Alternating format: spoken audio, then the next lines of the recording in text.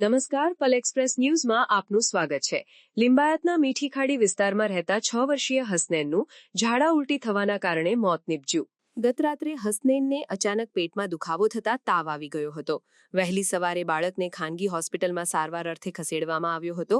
ત્યારબાદ તેને વધુ સારવાર અર્થે સુરત સિવિલ હોસ્પિટલમાં ખસેડવામાં આવ્યો હતો. સિવિલમાં હાજર રહેલા તબીબે હસનૈનને મૃત જાહેર કર્યો. મૃતકના પિતા ચાની લારી ચલાવે છે. પરિવારમાં માતા પિતા, હસનૈન અને તેની એક નાની બહેન છે.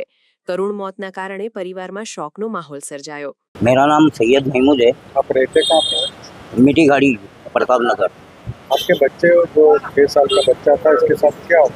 उसको कल वोमिट और संडास हुई और उसका इंतकाल हो गया। कौन सा हॉस्पिटल लेके गए उसको?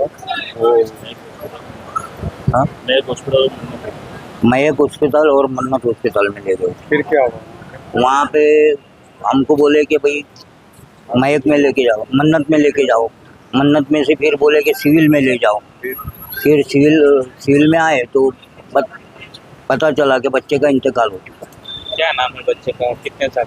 6 साल का बच्चा है और हसनैन नाम है उसके उसका। मम्मी पापा क्या काम करते हैं? वो होटल में काम करता है। परिवार में कौन कौन है? 2 मियाँ बीवी और 2 बच्चे उसके।